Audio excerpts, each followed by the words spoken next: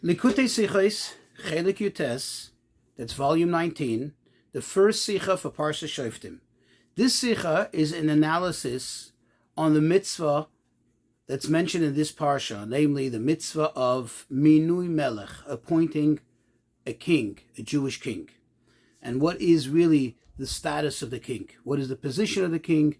What is the title of the king? We're going to learn all of that. And also, we'll see how that even applies in our lives. My own words now, perhaps as we are all connected to being monarchs, in the sense that we are all considered Bnei Melachim. So in a certain sense, we all have that kingly quality, that royal quality in us, and the Rebbe applies it into our lives. So let's begin.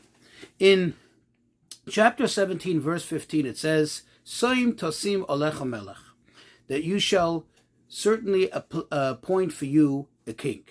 So this is the mitzvah of appointing a king. In the Medrash, and also, we find this also in many of the halachic authorities, the king is always referred to as, quote, compared to the people, meaning he is like the people, he is the people are him. In other words, he's everything, okay? The entire generation, quote, is dependent on him. However, we find something very interesting. In the Rambam, the way the Rambam refers to the king, it says, quote, that the king is Leiv Kol Kahal Yisrael. The king is the heart. He compares it to the heart, that particular organ of the body of all the people. And the question is, we really need to understand, why is it that the king is compared to the heart of being the heart of the people? Like the Jewish people are considered to be one big body, and the king is the heart. If anything, it would make sense, it would follow that the king should be the head. Now, of course, we could understand it by presenting the argument that perhaps because the heart is the one that provides life to the entire body, therefore, likewise, as the king provides life to the entire body, therefore he's compared to the heart. However, this is not sufficient, because we know that the king is the manhig, he is the controller, he is the ruler, he is the director of all the people. The king sets the tone for all the people. And if so, it would have been more appropriate perhaps for him to be considered like the brain / the head of the people versus the heart of the people. Now, it's interesting that in the Torah, we also find that sometimes the king is referred to not as a king, but as a nasi, as a leader. Okay, where do we see this? You know, there are several particular offerings, sin offerings, that are very particular for certain people holding certain status, certain stature. Meaning, when one sins, ordinarily, there is what's called a sin offering, or a guilt offering. That one sins bishogeg, meaning inadvertently, unintentionally. However, what happens if somebody holds a very high position, such as the Kohen Gadol, the high priest, or the leader of the people, or in this case, the king of the people? Then this is not just a blemish. This is not just a negative, so to speak, stain on a particular person. This becomes a stain, this becomes a blemish that affects the entire people, and therefore they have to bring an exclusive and a much greater, much more impactful offering in order to atone for that. So getting back to it, when the Torah refers to the king's offering that he would have to bring in a situation, in a scenario in which he sinned unintentionally, the Torah refers to him and it says, Asher Nasi Yechta, that in the case where a Nasi, a leader, sins, and the offering will be such and such. And over there it clearly states in the Medrash that this is not talking about a Nasi, the conventional Nasi, a conventional leader, as we'll explain soon what that is. Rather, this is a direct reference, and it's talking about the king. So you see that the king is also called a Nasi. But it's obvious that the title Melech, which is king, versus the title Nasi, which is just leader, it's obvious that the title king is a much greater one, is a much larger one, if I may. Now, we do find very clearly in many of the commentaries, in many of the sources, many of the references, that the Nasi, the leader of the people, is always likened to the head of the people. But the question then is, if this is the case, it's true that the king is sometimes called a leader. And like we just said, the leader is the head of the people. Then how come when the king holds the highest of titles, when it's being expressed in the highest form, in the highest manner, which is king, then he's compared to the heart, not the head?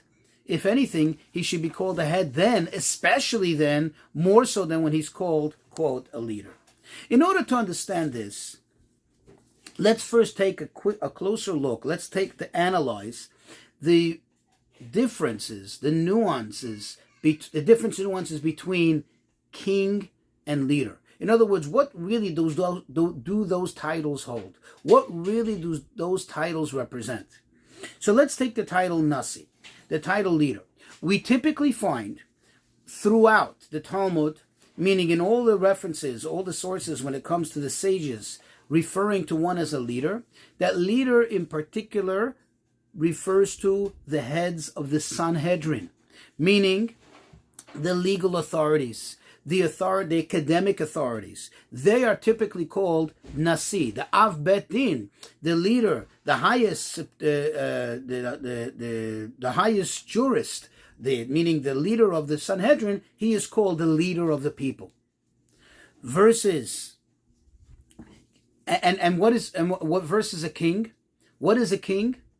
A king, his description, meaning his job description, his purpose is not so much or perhaps even not at all, the involvement in the judicial side of matters, in teaching halakha, in directing the people in Torah, but rather to lead them, you can say almost like socially and economically to lead them, as it says clearly, to make wars, to wage wars, to lead them in justice, but only to the extent where he imposes the law, where he imposes law and order, but not where he makes the law. In other words, he's not a legislative leader. He is, that is the Sanhedrin. He is particularly an implementer, somebody who rules the people. That is one difference between a leader, meaning a Nasi, and a king.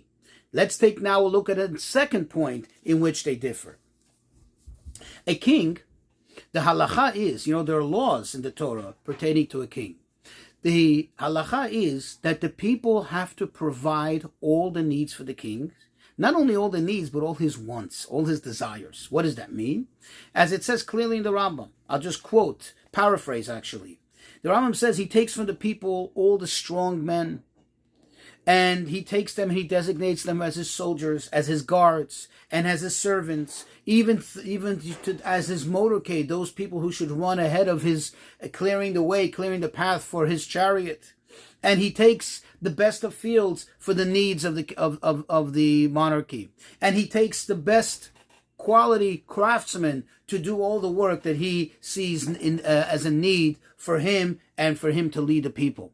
So you see that the people are there to provide for the king. The king receives everything from the people. In other words, think of it from this perspective, he is dependent on them. He needs the people. So he leads the people, he is above the people, but he is everything. He is nothing without the people. He needs them for everything. He can take everything for them because they must provide for him. Now think of it versus a leader, a Nasi. What is a Nasi? The leader, true, he gets paid from the people. Obviously, if he has his life fully and absolutely dedicated to studying, to teaching, to dealing with communal matters, with legislating halakha, obviously he doesn't have time to make a living, and he needs to draw a salary. But if you think about it in the essence of it, he is not being provided for by the people. The people are not giving him anything. He is earning his wages. In other words, he is self-sufficient. He is dependent on his own self. His work is what garnishes him, what gets him his wages, his salary, on which he depends to live. So you have now two differences between a king and a leader. Again, just to summarize, the leader, the Nasi, is particularly in the legislative branch, whereas the king is in more the executive, the leader, guy running the show. And then another difference economically, where the leader relies on his own work in order to earn his living, so to speak, whereas the king depends on the people. If we look at this last point, we actually see something which seems to be almost like a contradictory of opposites, almost like two opposites within the same thing. From the one hand, you see how powerful the king is, that the entire people are subservient to him, and they have to do everything for him, and they have to provide everything for him, and they don't have the ability to say no, to refuse. In other words, he is everything. He calls the shots. But at the same time, this also expresses not a strength, but a weakness, that he is fully and absolutely, totally dependent on them. Without them, he's nothing. He doesn't have soldiers. He doesn't have anything. That's what it seems. So you see, in the one hand, it expresses the ultimate strength, the ultimate power. In the other hand, it expresses the ultimate weakness. This will help us better understand that why is it so? Because the king, what is the objective of a king? What is a king? The king's purpose is to serve the people. The king's whole entire being, his whole position is that he is there, as it says, to bring the people, to take the people, to bring them into war, to take them out of war, to lead them, and everything. It's not about he himself. It's not anything about for him or exclusively about him. It's about the people. And since it's about the people, therefore, he receives everything from the people. In other words, the people are dependent on him, but he's dependent on the people because he's not someone for himself. And this will help us understand why the king is compared to a heart. Think about it. What is a heart? A heart is something that constantly beats. It's constantly going back and forth, back and forth. It's giving and it's taking. It's giving and it's taking. In other words, it's in a constant rhythm. It's in a constant movement. The whole life of the body depends on the heart. But the heart doesn't have anything without getting the blood back from the rest of the body. So in the one hand, it gives entirely all the time. It's giving, moving, doing. It's active all the time. Think of the heart versus the brain. The brain is calm. The brain almost has no action. Today, they have perhaps scans where they can see, microscopic movement, electronic movement in the brain. But if you just imagine, you look at a living brain and a functioning brain, it doesn't move, it doesn't pump, it doesn't go in and out, up and down. It's just still, calm, cold, no blood, just oxygen. It's a very, very reserved, very relaxed. That's one difference between the heart and the brain. Another difference between the heart and the brain is, think of it, the heart is actually the weakest of all the organs in the body. The heart is the most sensitive. The heart is prone to the most ailments. In fact, most people that die, unfortunately, die from heart disease, various forms of heart disease. But the heart is the weakest. So on the one hand, the heart is everything. It gives and it's constantly working and it's constantly doing and it's the most active. And it has to be the most active from all of the organs in the body. At the same time, perhaps maybe as a result, it's also the weakest. It's also the most vulnerable. It's the most sensitive. And this is because the heart is not there, so to speak, for itself. The heart, its entire essence, its entire existence is there for the body, to constantly give, to constantly make sure the body is alive. We know that the very, very core of life comes from the body, from the heart. The very core of life of the body comes from the heart. So we can, just to summarize it, the heart is in a constant motion of givingness, a constant motion of activity, and at the same time, it is the weakest. Versus the brain the brain is almost like separated. It's almost like aloof. It's as if it's independent from all the other organs, and therefore it's kind of very calm, very reserved, and therefore it's not so weak. It's not known as a very sensitive. Yeah, of course, if you hit the brain, you can cause big problems, but in and itself, the brain doesn't get sick. It's usually, if it gets affected, it's by an outside agent causing something to the brain. But the brain itself, unlike the heart, doesn't typically have its own illnesses like the heart does. And it's very calm, very relaxed. Now we can have a better appreciation why the king is compared specifically to the heart. You see, the king, like we already said before we began the explanation, the king is totally and absolutely dedicated to the people. It's not about him. And because of this, he is also, like, quote unquote, weak, that he is dependent on the people. Just like the heart has also an inherent weakness, that it typically tends to be the most vulnerable from all the other organs. This interesting difference between the heart and the brain, which helped us understand why the king is compared more to a heart than to a brain, also exists within a person. We know that the way we function, the way we do things, are governed by our intellect, by our seichel, and by our midos, by our emotions. But if you think of it inherently, the intellect and the emotions of a person are two opposites, are two differences, and they really fit into these two differences between, like that we just described, with like the heart and the brain. Let's take the intellect. Intellect is what? Is to understand something, to really grasp an idea, and to come to an intellectual conclusion. The more one is seeking the truth, the more one needs to connect.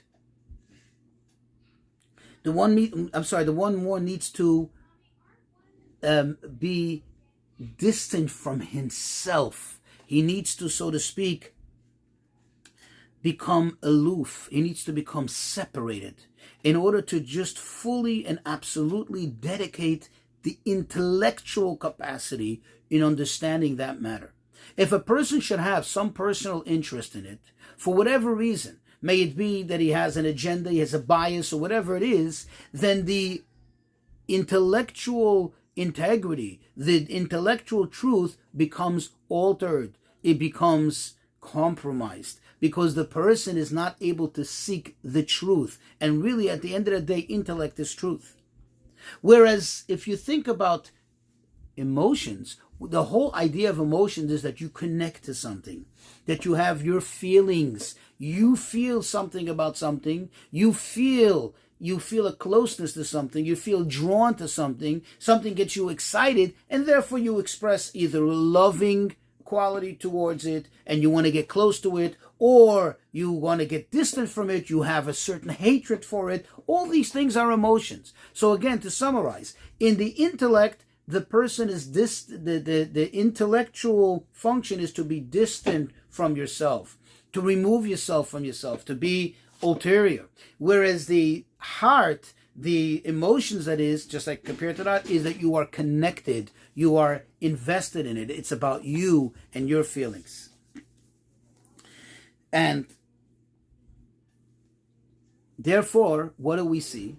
If you look at the difference in the function between intellect and emotions, we find also the expression, likewise, like we explained, by the brain, pertaining to the brain and to the heart. You see, if you take, for example, emotions, you see a constant movement. The sign of an emotion is that you're excited. You're either very happy, you're very angry, you're very excited, you're very upset, you're very angry, you're very loving, you're very hating. There is a movement. There is some kind of action, so to speak. That's number one. But number two, on the other hand, as much as you see a powerful strength in an emotion, there's also an inherent weakness. What is the weakness? That it's not stable. It's not forever, because an emotion can change. Today you can like something, tomorrow you can hate it. Today you can have the greatest feelings for something, tomorrow you can have the greatest feelings against that thing. Versus intellect. intellect is very calm, is very reserved. In fact, in order to think, you can have noise, you can have excitement. Think of going to a library and you have to concentrate on something. You have to have less noise, less action, no action at all. That's when you can really think. And think about it. When you reach a conclusion, I'm talking about a true conclusion, an emes conclusion, which at the end of the day, as we said before, intellect really is supposed to lead to truth, then it doesn't change, because truth is only one. If you reach that real emes conclusion, then you're never going to change. And now we can better understand why the difference between, quote, a king and a leader. The king's whole purpose is for the people. It's not about himself. It's about the people. It's about giving. It's about being there for the people. And therefore he's compared to a heart. So on the one hand, there's an expression of strength, and the other hand is the expression of weakness, like a heart. He's dependent on the people. Whereas a leader, what is really the capacity, as we explained before? What is really the purpose, the role of a leader? The leader is a Torah leader, the leader of the Sanhedrin. The guy the one who legislates halacha, the one who tells the people what needs to be done according to Torah. He is the head. He is removed from the people, so to speak. And therefore he has that strength. He has that independence, which the heart does not enjoy. And think about it now, take it a step further. We know that ultimately, even the heart, as much as it's the one who gives life to the body, but the heart is dependent even on the head. And in this we can see, in this sense, it's true. The king, who is the heart of the people, even he is beholden to the head of the Sanhedrin, because even he has to follow the laws of the Torah, which is decided by the heads of the Sanhedrin. He is there to uphold and to ensure that the people follow what the Sanhedrin say.